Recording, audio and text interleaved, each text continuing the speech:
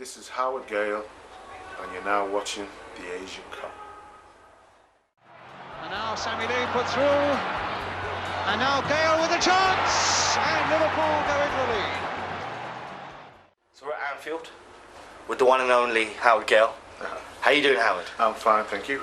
Do you prefer Harry or Howard? Again, as I say, it's mixed. It's neither H, Howie, Howard is on But first, I want to thank you for setting this all up. Yeah. We're at Anfield.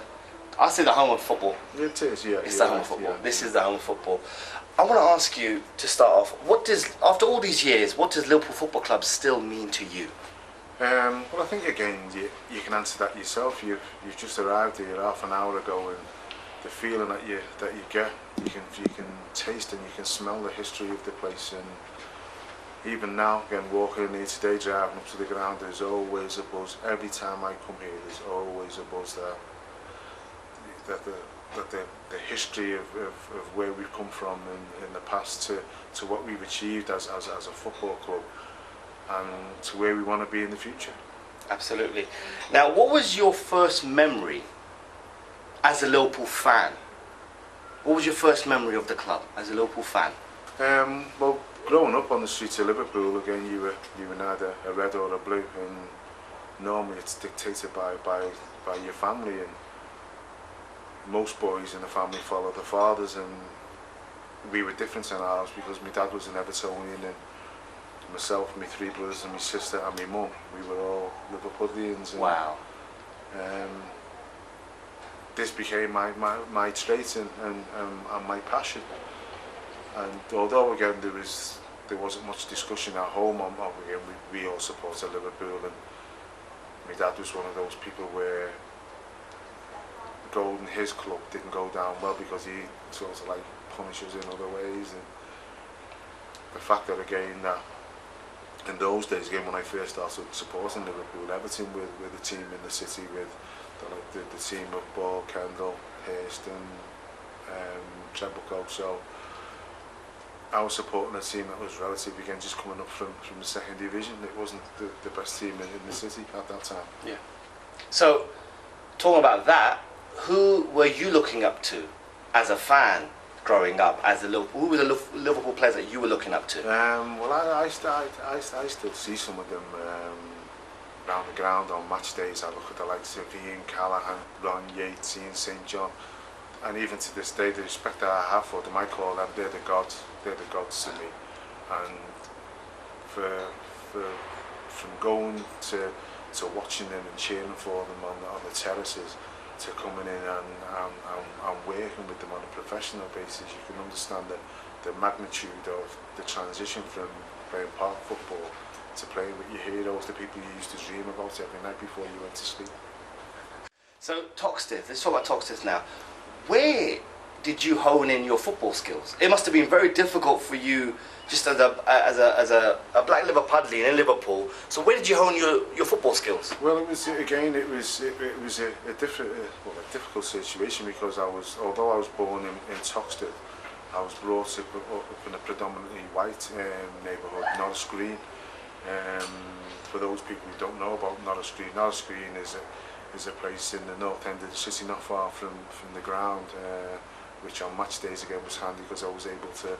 It was a 20-minute walk, but it's been famous over the past few years with the gang wars between kids from Norris Green and Toxteth, which culminated in the death of Rhys Jones. So that'll give you a picture of the dynamics of where I was brought up. I was the only black kid up in Norris Green, so I faced a lot of racism on a daily basis within school and the community that I lived in. Yeah. As a Liverpool player, when you signed, because you were young when you signed for Liverpool. I wasn't that young, and again, it was unique. In the football world, there are channels that you go through, like going through the Centre of Excellence, through the academy, and for me, I didn't arrive into football until I was 19. Yeah. So again, that was relatively unheard of. At this club, again, I think there's only myself and Jimmy Case and I think maybe John Dane, who've come through that road. But absolutely. Normally the clubs again like to get you while you're young to develop you.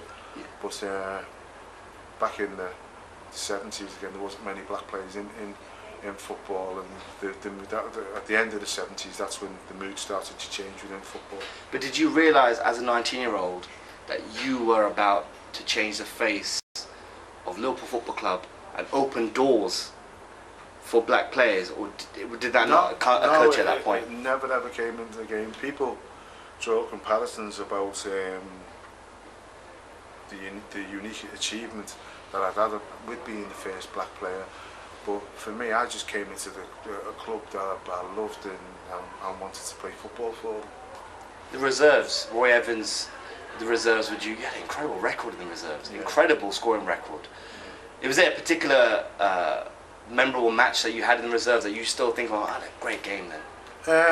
Well, no, to be fair, because again, the reserve side here was not far behind the first team.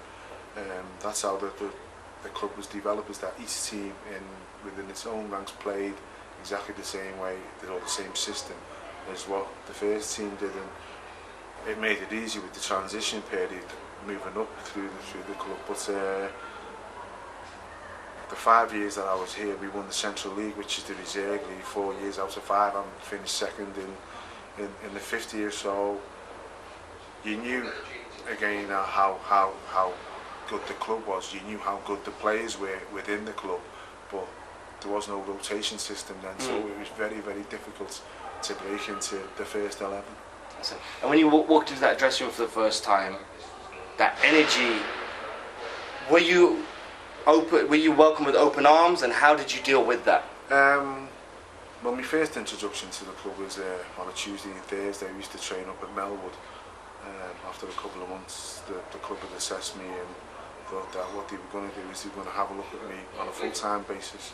In those days, used to come to Anfield, changed every morning to travel up on a bus to Melwood. So it was after a couple of months where they asked me would I be prepared to come in and work on a full-time basis, so they could have a closer look at me with training with the first team at home with the reserves and with better players. And I knew most of the players by then.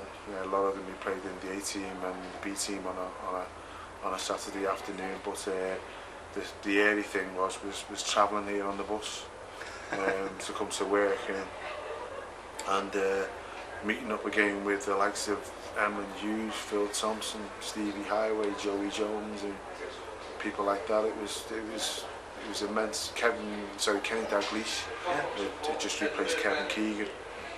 So there was a couple of new faces in the club that season, and I think again I was part of the transitional period with obviously Kevin leaving and Kenny coming in, Graham Soons, Alan Hansen, and again the first black player. But I wonder how the other players seen it as. I mean, because again it must have been different. It was something different that was in the changing rooms, and I wonder how they reacted to it, because I've never ever asked them.